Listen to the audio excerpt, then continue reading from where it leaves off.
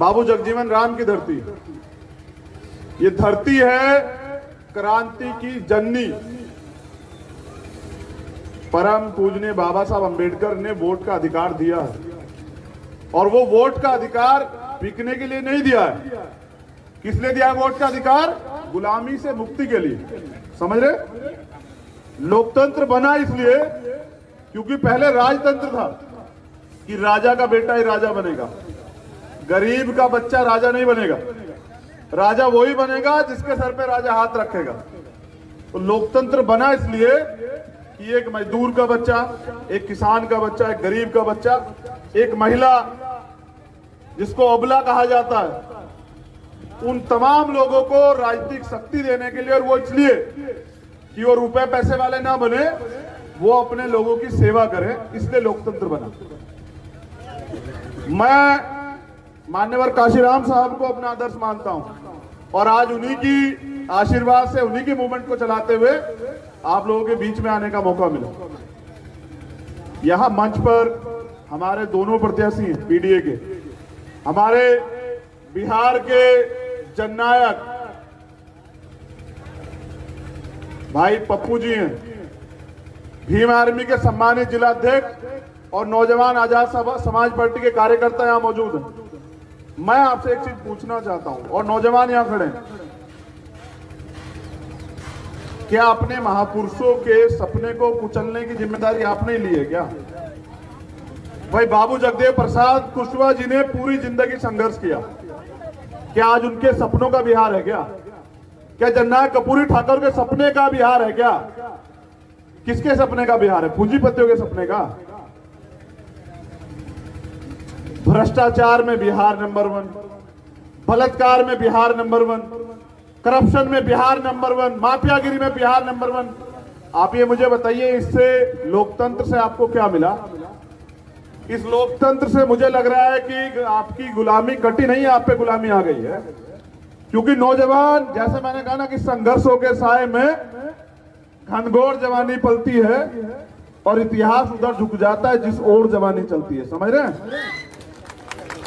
एक मिनट, अरे तू नौजवान है, बाबा साहब ने पैर छूना सिखाया, थोड़ा सिखा ले। बाबा साहब ने तो समानता की बात की। बैठ बैठ। तो जिधर इतिहास किधर झुकता है, जिधर जवानी चलती है। परिवर्तन समझते हैं ना, वो प्रकृति का नियम। लेकिन तुमसे झूठे वादे करते हैं लोग, बड़ी बड़ी बातें करते हैं लोग, सपने दिखाते हैं, 15-15 साल राज करते हैं, लेकिन देते कुछ नहीं है। मेरे लोगों के तन पे कपड़े नहीं है। मैं गया था बाढ़ वाले क्षेत्र में, उनके सर पे छत नहीं है, उनके पेट में रोटी नहीं है, उनके लिए अधिकार नहीं है, उनको न्याय नहीं मिलेगा। जो बक्सर में हुआ, जो मोतिहारी में हुआ, उसका जिम्मेदार कौन है? कानून का राज कौन स्थापित करेगा? मुख्यमंत्री या कोई आम आदमी? मैं प्रशासन के लोग यहाँ हैं, अभी वो तेजी से आ रहे थे तो कार्यकर्ताओं के साथ धक्का मुक्की कर रहे थे। ऐसा नहीं करते भाई, ये कल के शासक है, यही नेता है। आप देखना, कल ये नेता बनेंगे और आपको इन्हीं की सुरक्षा करनी पड़ेगी। आप देखते जाइए, ये भी कल आपका, हमारा छोटा भाई कल विधायक बनकर सदन में जाएगा अगर हिम्मत से ये लोग लग गए। इनको सम्मान दीजिए, ये सम्मान के लिए। जनता मालिक होती है लोकतंत्र में, समझ रहे हैं? मौका है आप लोगों के पास, आपको तय करना है। पैसे वाले बहुत लोग हैं, लेकिन नीयत का खेल है। वादे बहुत लोग करते हैं, पूरे करने की बात है। मेरी तो शुरुआत है, मैंने वोट नहीं मांगा अब तक, लेकिन आप जिम्मेदार हैं, तमाम लोग जो मुझे जानते हैं। कश्मीर से लेकर कन्याकुमारी, अगर कहीं कोई अत्याचार होता है किसी मजलूम पे, आपको भीम आर्मी के बाद सुनाई देती है नहीं देती है? हाथ उठा के बताओ। क्या भीम आर्मी के लोग जवाब देते हैं नहीं देते हैं? मगर मैं देखता हूं कि जब हमारे कार्यकर्ताओं पे लाठी चलती है, मुकदमे लिखे जाते हैं, उनको जेल भेजा जाता है, तो कोई नेता साथ नहीं खड़ा होता। मैंने 100 तरह के अपमान सहे अपनों से, 100 तरह की आरोप सहे, लेकिन मैंने तय किया कि अपने महापुरुषों के सपने को पूरा किए बगैर मैं मरूंगा नहीं। तो मेरी जान, मेरे सपने तो आप लोगों तक सीमित हैं, क्योंकि इस लड़ाई जो है आपकी है। और इस आपकी लड़ाई को मैंने यहाँ, क्योंकि जब मैंने दिल्ली में देखा, बहुत गौर से सुनना, क्योंकि सबसे ज्यादा मजदूर जो हैं वो बिहार से जाते हैं वहां। और जब कोरोना का समय स्टार्ट हुआ ना, तकलीफ में, चप्पल नहीं पैरों पे, पेट में रोटी नहीं, बच्चे के लिए पानी नहीं, कुछ नहीं, अगर है तो अपमान, तिरस्कार, लाठी। मैंने देखा कि ये मेरा भाई जो है ना लड़ रहा, उनके लिए रोटी की प्रबंध कर रहा। मैंने बाढ़ में देखा जहां कोई नहीं जा रहा था, ये जा रहा था। तो मैंने पूंजीपतियों से समझौता नहीं किया, मैंने उससे समझौता किया जिसका दर्द मेरे जैसा, बिल्कुल, जो बिहार में बदलाव चाहता है। और मैं आपसे चाहता हूं कि आप बिहार में मेरे भाई को मौका देंगे नहीं? दोनों हाथ उठा के बताइए। अगर आप मौका देंगे तो मैं विश्वास दिलाता हूं कि जो शपथ पत्र इन्होंने दिया वो पूरा होगा, क्योंकि हमें बिहार को देश पूरी दुनिया में चमकाना है। समय बहुत कम है। आप सब लोगों का आभार, धन्यवाद। मेरे बाद जो है आगे की कड़ी को हमारे बिहार के जननायक भाई पप्पू जी आगे बढ़ाएंगे, आप इनको जरूर सुने। मैं सम्मानित हमारे ईश्वर तुल देवतुल बुजुर्ग सभी गार्जियन, क्रांतिवीर, कर्मवीर, छात्र विभाग साथियों, मैं सबका नाम नहीं ले पाऊंगा। पत्रकार बंधु, आदरणीय हमारे नेता और उम्मीद चंद्रशेखर आजाद जी, और दोनों हमारे जानदार और शानदार प्रत्याशी, सभी सम्मानित जनप्रतिनिधि महोदय, मुखिया जी, प्रमुख समिति जी, युवा शक्ति अध्यक्ष जी, जिलाध्यक्ष जी, अन्य सभी साथियों, मैं 2-3 बात कहना चाहूँगा। हर घटना में अरवल, आज से नहीं, मैं 84-86 से अरवल आ रहा हूँ। जब भी कोई नरसंहार हुआ सबसे पहले पप्पू यादव अरवल आ। कोई गांव के नाम आप उठा लीजिए, कोई आपको जो लगे। 90 में पहली बार एमएलए बने। 90 के बाद जितने जुल्म हुए अरवल में, चाहे बच्चा डूबा हो, चाहे कहीं मार दिया गया हो, चाहे बच्ची के साथ बलात्कार हुआ हो, चाहे कहीं 4 आदमी को मार दिए गए हों, कभी आज तक जिनको आप वोट देते रहे, चाहे वो नीतीश कुमार हो, लालू यादव, जो गरीब हो, जो कमजोर हो,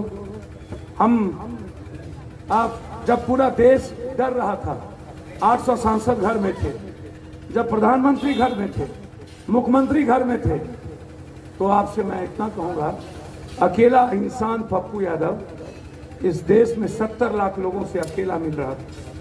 जब सबको पॉजिटिव का डर था, सर बैठिए प्लीज, जब सबको पॉजिटिव डर था, जब सब को लग रहा था मैं मर जाऊंगा, बाप बेटे से डर रहा था, और उस वक्त पप्पू यादव क्या कर रहा था? एक एक घर में जाकर के राशन पहुंचा रहा था, एक एक हाथ में हजारों हजार रुपया। कोई ऐसा आदमी हिंदुस्तान का, कोई मजदूर आपको कह सकता है जिसके घर में इस कोरोना वायरस में पप्पू यादव के पैसे मदद ना पहुंचे, जो बाहर में मार खा रहे हो? 16 करोड़ रुपया हर मजदूरों के अकाउंट में ट्रांसफर किया, अकेला। ये जिम्मेदारी मेरी नहीं, ये जिम्मेदारी नीतीश और नरेंद्र मोदी की। जब बच्चे पर जुल्म कर रहे थे, ये लोग नहीं आने दे रहे थे कोटा दे, तो 7 अप्रैल को हमने 40 बस लगाए। जब नीतीश ने मना कर दिया तो फिर 7 ट्रेन हमने भेजा। नीतीश कुमार को पैसा नहीं था, सिर्फ पप्पू यादव क्यों भेजे बंगलोर ट्रेन? पप्पू यादव क्यों भेजा कोटा ट्रेन? क्या ये मेरी जिम्मेदारी थी? क्या नीतीश कुमार की जिम्मेदारी नहीं थी? 32 लाख लोगों को पप्पू यादव अकेला बिहार लाया, और जब हम लाए तो इन्होंने कहा क्वारंटाइन, 8,400 करोड़ रुपया इसने क्वारंटाइन में लूट लिया। बाद में इन लोगों ने कहा कि हम स्किल दे करके हम खाना देंगे, लेकिन इन्होंने एक खाना नहीं दिया। सब मजदूर आज बाहर चले गए। आप क्यों नहीं पूछते हो नीतीश कुमार? पटना में बाढ़ आया, 15 लाख लोगों को 19 दिनों तक पूरे शरीर में इंफेक्शन हो गया। डॉक्टर ने कहा कि आप मर जाओगे 3 दिन के बाद। हम नहीं सुने। 9 दिनों तक सुशील मोदी हाफ पैंट पहन करके भाग गया, उसके घर में खाना पहुंचाते रहे, लेकिन हम पटना छोड़ के नहीं गए। क्या वहां पर कोई नेता नहीं था? नीतीश जी नहीं थे? क्या वहां विपक्ष नहीं था? क्या निकले वो? मुजफ्फरपुर में चिमकी बुखार में 300 लोग मर गए। मैं जानना चाहता हूं, क्या वो 300 लोग को अकेला पप्पू यादव लड़ाई लड़ा? हमने 30 साल बनाम 3 साल, आपको कोई लड़ाई आप उठा के देख लीजिए, शेल्टर हाउस की लड़ाई, एनआरसी की लड़ाई, कोई देश में नहीं लड़ा। जहां पर बलात्कार हुए सबसे पहले पप्पू यादव। भारत के किसी कोने में, कश्मीर से कन्याकुमारी, हर आदमी की सेवा पप्पू यादव। सिंगल इंसान जो पप्पू यादव के दरवाजे से लौट के गया हो। मैं चाहता क्या हूं? आप इनसे पूछो ना, नीतीश कुमार से। आप सिर्फ इतना पूछो नीतीश जी से, आप आए थे जंगल राज पे, जनता ने ठीक है उनको नकार दिया। एनआरसी की रिपोर्ट है, आप दुनिया का सबसे ज्यादा बलात्कार बिहार में, सबसे ज्यादा अपराध बिहार में, सबसे ज्यादा अपराधी माफिया बिहार में। आप पूछो नहीं से क्या हुआ। आज 20 साल 15 साल के बाद सबसे ज्यादा राक्षस राज, भ्रष्टाचार पर सबसे ज्यादा नीतीश कुमार दूसरे बार आए। हम आपसे पूछना चाहते हैं नीतीश जी, आज कोई आदमी है जो बगैर पैसा दिए काम कर सकता है? आज हम नहीं कह रहे हैं, ये नीति आयोग की रिपोर्ट है, दुनिया का सबसे ज्यादा भ्रष्ट सरकार नीतीश कुमार की सरकार है, दुनिया का सबसे ज्यादा भ्रष्ट सरकार। आप हमको बताइए, तीसरे बार ये आए डीएनए पर, आरक्षण पर, बैकवर्ड फॉरवर्ड पर, अखलाक पर। क्या हुआ डीएनए का? क्या हुआ अखलाक का? क्या हुआ पटना का पेरिस का डब्बा बना दिए अकेला पप्पू यादव? क्या हुआ स्कूल का? जिंदगी समाप्त कर दी आपने। क्या हुआ हेल्थ का? ना अल्ट्रासाउंड, ना सीटी स्कैन, ना एमआरआई, ना टेक्नीशियन, ना लैब, ना 74% डॉक्टर, ना कोई नर्स, ना कोई चपरासी। नीतीश जी, आपको एक चीज बता दो, प्लेन उड़ने की व्यवस्था हो गई, मैं आशीर्वाद लेने आया हूं। हाथ उठा के आप बोलिए, क्या मैं इनको आशीर्वाद दूं? आशीर्वाद दूं? माला कहा आशीर्वाद देना। हम पप्पू यादव पर यदि भरोसा हो, मेरा प्रतिज्ञा पत्र पढ़ लेना। मैंने हाई कोर्ट में एफिडेविट दे के लाया हूं। यदि 3 साल में दुनिया का नंबर 1 बिहार नहीं बनाया तो दोबारा मैं राजनीति नहीं करूंगा इस बिहार में, मैं आपको वचन देता हूं। पप्पू यादव जिंदाबाद। सिर्फ 3 साल। पप्पू यादव जिंदाबाद। चंद्र